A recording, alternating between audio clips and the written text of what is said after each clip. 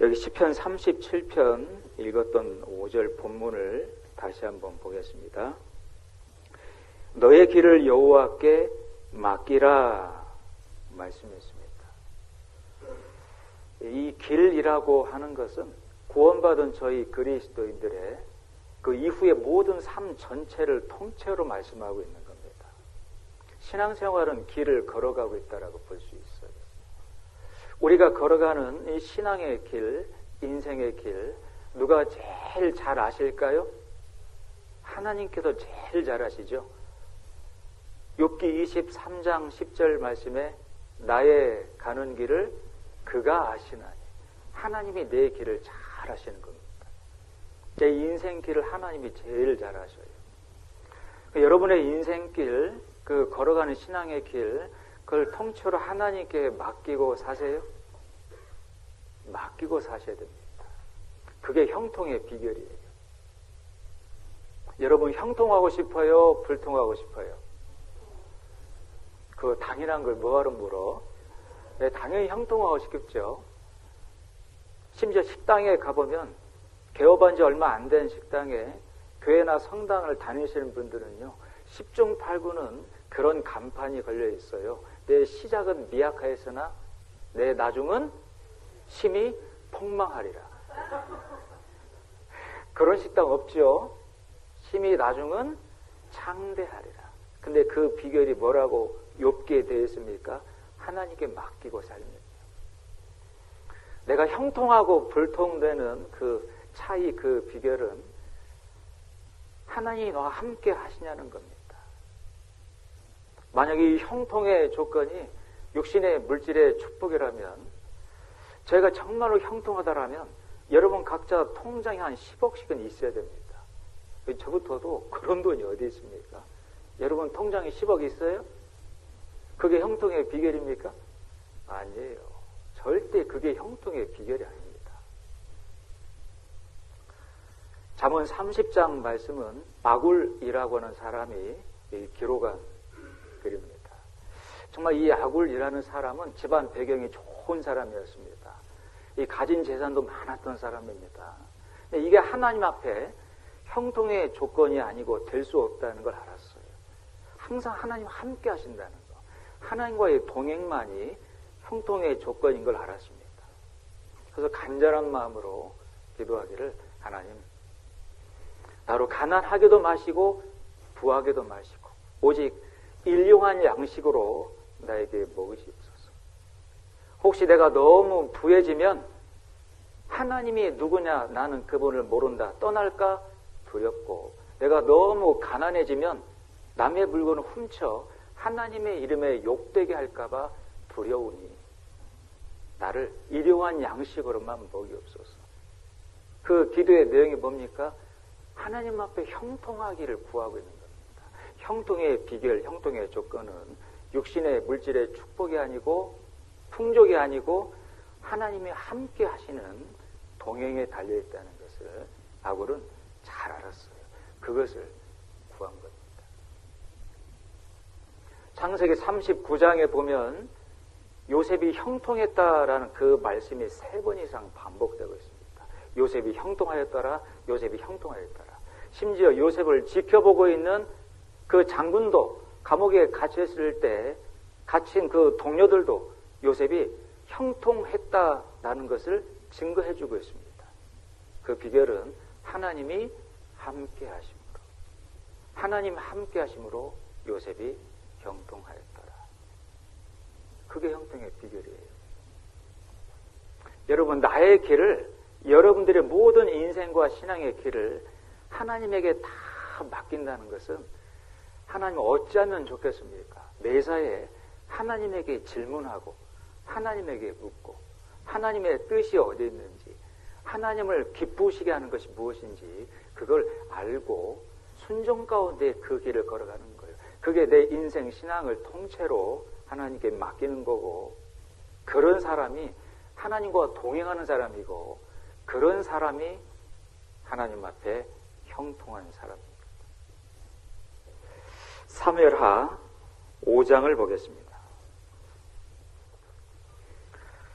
3장을 먼저 보시겠습니다. 사무엘하 3장 466페이지입니다. 사무엘하 3장 1절입니다. 466페이지. 사울의 집과 다윗의 집 사이에 전쟁이 오래매. 같이 읽죠. 다윗은 점점 강하여 가고 사울의 집은 점점 약하여 가니라. 다윗은 점점 형통해졌고 사울은 점점 불통되었다. 결국 사울은 자기의 삶을 스스로 끝내버리는 비참한 결말을 맞이하게 됩니다. 왜 사울은 형통되었고 다윗은 형통되었고 사울은 불통되었을까요? 그 이유를 아세요? 성경은 그 이유를, 그 답을 정확하게 설명하고 있습니다. 그 뒤에 5장을 보겠습니다. 5장 10절 말씀입니다. 5장 10절 같이 읽겠습니다. 만군의 하나님께서 함께 계시니 다윗이 점점 강성하여 가니라. 하나님께서 다윗과 함께 하셨죠. 그게 형통의 비결입니다. 그런데 하나님이 왜 다윗과 그렇게 근접해서 함께 하셨을까요? 다윗도 하나님과 함께 하기를 간절히 원했기 때문입니다. 자, 이 사실은 우리 신앙 가운데 굉장히 중요합니다. 어떤 분들은 참 막연하게 생각하고 말하시는 분들이 있어요. 무조건 하나님이 함께 하실 거야. 하나님이 도와주실 거야. 하나님이 나를 사랑하셔. 물론 맞죠. 하나님이 기본적으로 나와 함께 하시고 인도하시며 도와주시는 것, 사랑하시는 건 맞습니다. 그런데 여러분들은 어떠세요? 하나님은 정말로 목숨 바쳐 피 흘려 죽으시기까지 나를 사랑하셨고 나에 대한 하나님의 마음은 정말로 진심이셨습니다. 진정으로 나를 사랑하셨어요. 죽기까지 사랑하셨습니다. 그 사랑을 받아 구원받은 여러분들은 하나님을 어떻게 대하고 있지요? 마치 도깨비 방망이처럼 아쉽고 필요할 때만 찾아가 복 달라고 빌고 그리고 그 다음부터는요 상관하지 마세요. 내가 알아서 할게요. 내 마음대로 할게요. 마치 요술 램프 속에 갇혀있는 진이라고 하는 그 요정. 알라딘의 램프 이야기 아시죠? 들어봤죠? 이 알라딘의 램프가 있는데 헝겊을 가지고 램프를 싹 문지르면요 이 램프 안에 갇혀있는 그 요정이 쏙하니 나온답니다. 그리고 묻는다고 하죠. May I help you? 뭐 도와드릴까요? 그럼 부른 사람이 요구사항을 요청하고 그걸 들어주면 또 쏙하니 램프에 들어갑니다. 그 램프의 주인이 이렇게 얘기하죠. 너 잘했어. 굿잡. 정말로 잘했어. 내가 부를 때까지 문지를 때까지 너 마음대로 그냥 나오지 마. 내가 부를 때에만 나와. 내가 하나님을 그렇게 생각하고 있지는 않냐는 거예요. 내가 아쉽고 필요할 때만 하나님 도와주세요. 그 평상시에는요. 내가 주인 되어서 내가 내 마음대로 살아가고 있지는 않습니까? 신앙은 선택과 결정이 굉장히 중요합니다. 순간의 선택이 10년을 좌우한다는 가전제품 광고도 있는데 그 가전제품은 TV는, 냉장고는, 세탁기는 잘못 선택하면 10년만 고생하지만 여러분의 신앙은 엄청난 것들을 바꿔놓을 수도 있는 겁니다. 그 순간의 잘못된 선택과 결정이 내 신앙을 정말 잘못되게 망칠 수도 있잖아요. 그런데 하나님에게 묻고 출발합니까? 하나님에게 어쩌면 좋을지 그 뜻을 알아보고 있습니까? 그 뜻을 궁금해하고 있나요? 범사의 하나님을 인정하는 것, 하나님에게 맡기는 게 뭐죠? 묻는 겁니다. 어쩌면 좋겠습니까? 어떻게 하기를 원하십니까? 어떻게 하는 게 하나님을 기쁘시게 하는 건지 알려주세요. 그 뜻대로 하겠습니다. 그게 묻는 거잖아요. 그게 하나님을 인정하는 거죠. 그게 하나님께 맡기는 거예요. 근데 마치 램프 속의 요정처럼 평상시에는 나와서 나를 간섭하지 마시고 내가 아쉽고 필요할 때 부르면 그때만 나와서 도와주고 다시 들어가세요. 여러분, 사사기 성경은 정말로 비참한 기록들입니다. 무려 기간이 350년이 이어졌던 기간이 사사시대의 기록이에요. 그 사사시대에 350년 동안 우상을 숭배하다가 심판받고 형벌받은 정말 어두운 기록이 연속되고 있는데 왜 그랬을까요? 왜 그렇게 어두운 기록이 연속되고 있을까요? 그 원인이 뭐라고 말씀했냐면 각자가 자기 소견에 옳은 대로 행하였더라. 하나님에게 묻지를 않은 겁니다.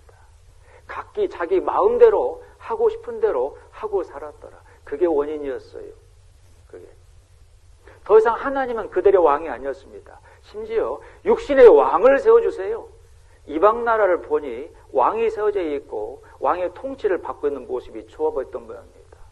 하나님이 사무엘을 통해서 그 왕이 너의 토지를 빼앗을 거며 그 왕이 너희를 받고 짓누를 거며 그 왕이 너희를 핍박할 거며 그래도 왕이 필요하냐? 그래도 주세요. 하나님은 그들에게 왕이었지 않습니까? 400년 종살이 가운데 구원하시고 홍해바다가 갈라진 기적을 보이셨으며 40년 광야를 통과했지만 신발이 닳지 않았고 옷이 헤어지지 않았습니다. 그런 특별한 보호를 받았음에도 불구하고 하나님이 그들에게 왕이 되지 못했어요. 하나님 필요 없다는 겁니다. 육신의 세상에 왕을 세워달라는 거예요. 그래서 세워진 왕이 사울 왕입니다. 엉망으로 통치했죠. 엉망으로. 자기 마음대로. 역대상 10장 말씀 보면 사울이 자기 인생이 비참하게 끝나버린 심판받는 원인이 여호와 하나님께 묻지 않았다라고 기록이 되어 있습니다. 심지어 말씀이 보관되어 있는 법궤에 일도 관심이 없었어요. 블레셋과 전쟁하는 가운데 빼앗겼고 그 법궤를 찾을 생각도 안 했습니다.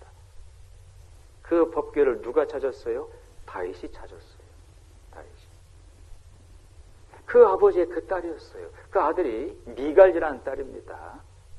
그 미갈도 하나님 말씀에 전혀 관심이 없는 겁니다.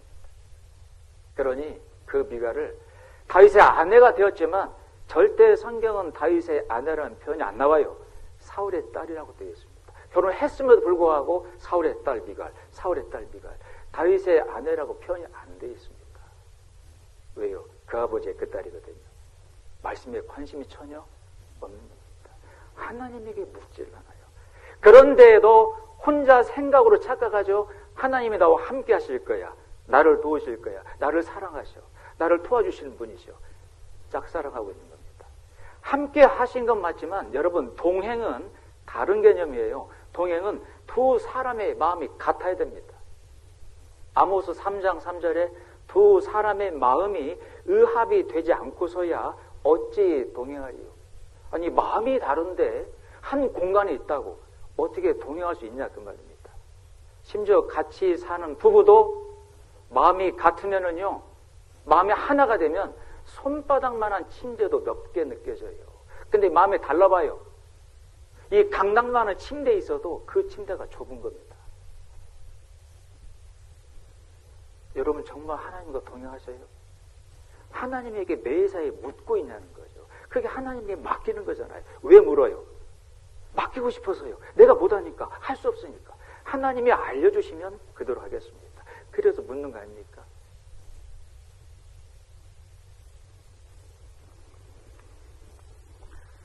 수양회 때 상담을 하다 보면 안타까울 때가 있습니다. 보통 그 첫날에는 전도 상담이 많지는 않은 것 같아요. 그걸 구원받은 이 기존 형제 자매님들이 아시기 때문에 수양관에 가면 이 첫날 생활 상담을 많이들 오십니다. 심지어 이제 화장실에 가 있으면 막 전화가 와요. 혹시 이번에 지금 공주에 들어와 계세요? 아, 예, 공주에 와 있습니다. 아, 저 상담하고 싶어요. 가서 보면 전도 상담보다는 생활 상담이 첫날 많이 있습니다. 근데 상담하시는 내용에 대해 부분이 제가요 실은 신앙생활 가운데 마음의 상처를 좀 많이 받았습니다. 너무나 마음이 아프고 너무나 마음이 불편합니다. 그 형제가 그 자매가 너무 싫어요. 참 저도 많이 그런 상담을 이렇게 듣고 하다 보면 안타까워요. 그분의 그 처한 상황과 입장, 마음을 100%다 이해할 수는 없지만 하나님의 말씀으로 같이 교제하게 됩니다. 형제님, 자매님. 애매하게 고난을 받아도 하나님을 생각함으로 슬픔을 참으면 아름답다 하셨고 그 마음의 교통 정리를 하나님이 해주실 겁니다. 그리고 그 아픔을 줬다라고 하는 형제, 자매의 그 입장과 상황과 마음을 아직은 다 모르는 거니 감정적으로 대하기보다는 기도하시면 좋겠습니다. 하나님은 다 하시지 않습니까? 우리 구원받은 우리 안에는 성령님의 교통하심이 있어서 주님의 피로 사신 이 몸된 교회가 아파하고 불편해하고 멍드는 것을 하나님, 주님부터가 원하지 않습니다. 그런 일이 벌어지게 된 이유가 하나님 편에서는 있지 않겠습니까? 그 이유가 무엇인지 기도 가운데 기다려 보시면 좋겠습니다. 잘 이해하고 돌아가십니다. 근데 어떤 분은요, 울분이 차가지고 어디에 찾아오신 분도 있습니다. 목사님, 제가 이거 그냥 터뜨려보고 싶어요. 아니, 뭘 터뜨리는데요? 제가 터뜨리면요, 끝장날 겁니다. 아니, 형제님, 터뜨려도 하나님이 터뜨셔야지 왜 형제님이 터뜨십니까? 내 마음에 불편함들이 있는 겁니다. 이런 분들 역시 말씀으로 차분하게 교제하면 내 생각과 감정이 앞섰구나. 하나님의 말씀의 뜻이 이게 아니었구나. 아직은 내가 그걸 미처 몰랐었구나. 이것 또한 나를 다듬고 연단하시는 시험이었구나. 도가니는 은을 연단하고 풀무는 금을 연단하거니와 여호와는 마음을 연단하십니다. 그 말씀을 쫙 듣더니 내 마음을 연단하시는 과정인지를 몰랐습니다. 정말 감사한 상담이죠.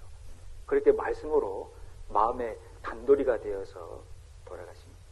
그런데 그런 상담도 정말로 중요한 상담이지만 하나님의 뜻을 묻는 상담은 거의 없다는 겁니다.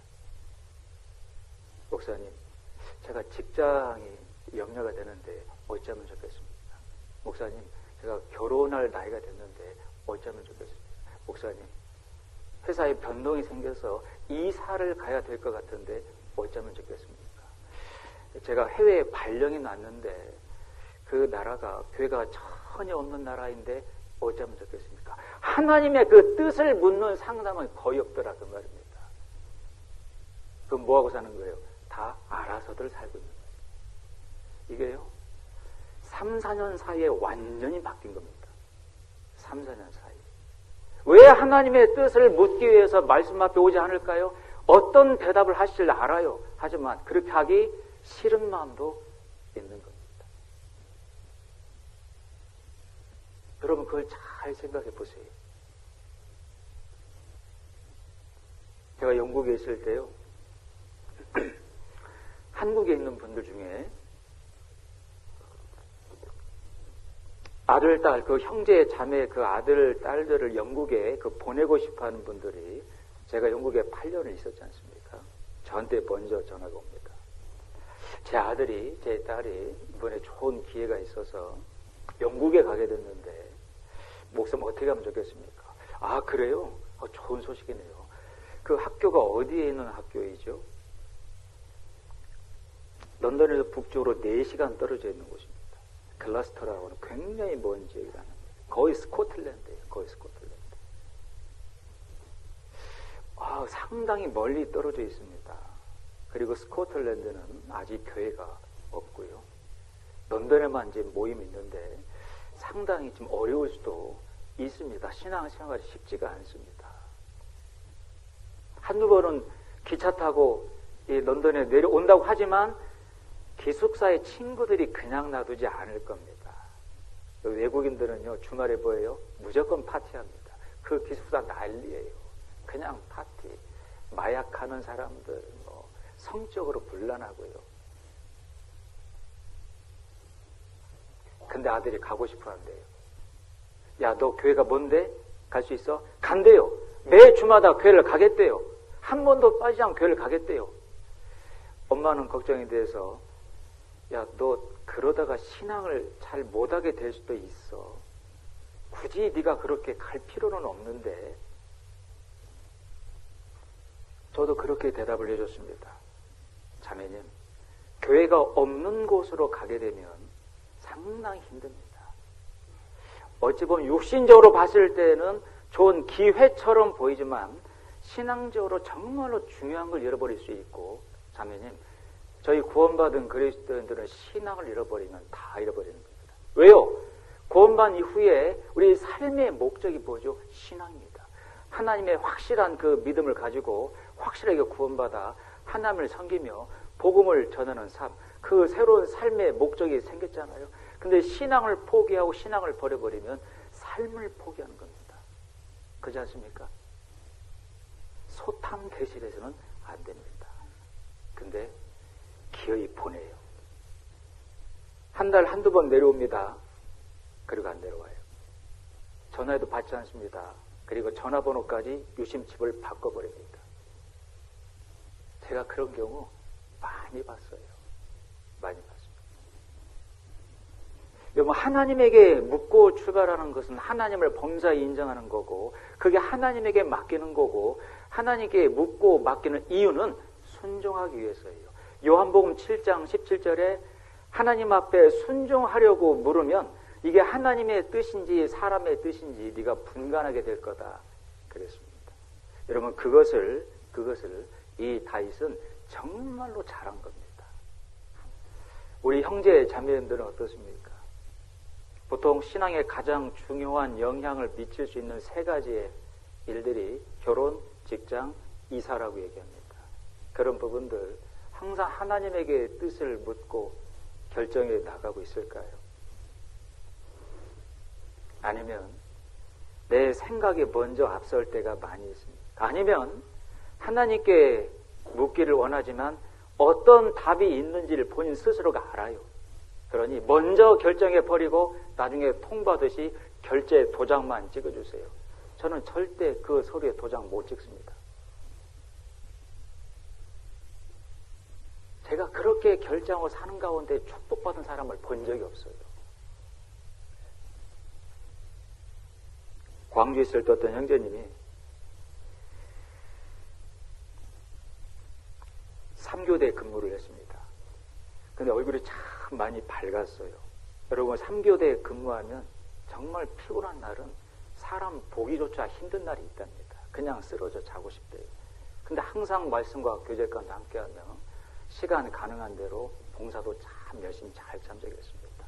근데 갑자기 찾아와서 목사님, 제가 3교대 근무 안 해도 될 것 같습니다. 직장에 변화가 생겼습니까? 예, 정말 훨씬 더 조금 일하고 훨씬 더 많이 받는 직장이 생겼습니다. 그런 직장이 있어요. 들어보니까 다단계예요. 이미 자기 돈 절반을 다 투자를 했어요. 그거 왜 찾아온 겁니까? 그래도 전도인에게 말은 해야 되겠기에 찾아온 겁니다. 형제님, 저는 동의 못합니다. 형제님 그동안 열심히 사셨는데 시간이 많다고 환경이 좋다고 신앙생활을 잘하는 게 아닙니다. 환경 좋고 시간 많고 물질이 있어도 신앙생활 잘 못하고 엉망인 사람 많습니다. 하지만 환경은 열악하고 물질은 부족하고 피곤하지만 간절한 마음으로 얼마나 열심히 사시는 분들, 그게 좋은 귀감과 본이 되는지 그런 분들이 많이 있습니다. 형님 그렇게 사셨잖아요. 근데 귀가 얇아가지고요, 다른 사람이 속삭이는 말에 혹하니 마음이 간 겁니다. 한 방이야. 한 방 벌으면 크게 벌 수 있어. 너는 전도인이 하라고 한 대로 다 따라서 하냐? 바보같이. 그 전도인 시키는 거예요? 아닙니다. 전도인이 무슨 능력이 있다고 하세요 하지 마세요 결정합니까? 하나님의 뜻이 어디 있는지, 하나님의 말씀은 뭐라고 되어 있는지 그 말씀 붙잡고 본인이 기도하시는 겁니다. 전도인이 뭔가를 딱 결정해 준 사람은 아니에요. 근데 이미 본인이 딱 결정 내려놓고 투자까지 해놓고 찾아온 것은 그 모습, 그 상황 자체가 하나님 앞에 합당하지가 않았기 때문에 저는 동의 못한다고 말씀드렸습니다. 제 기억에 한 달 뒤에 교회를 떠났어요. 정말로 안타깝죠. 네. 왜 하나님에게 맡기지는 않을까요? 하나님에게. 정말 하나님에게 모든 걸 맡기고 사는 그 길이 가장 안전한 길입니다. 에레미야 10장을 한번 보겠습니다. 23절 함께 읽겠습니다. 여호와여, 내가 알거니와 인생의 길이 자기에게 있지 아니하니 걸음을 지도함이 걷는 자에게 있지 아니하니. 저희도 이 말씀 마음에 암송하고 마음에 새기며 살아가면 좋겠습니다. 인생의 길이 자기에게 있지 아니하니 걸음을 지도함이 걷는 자에게 있지 아니하니이다.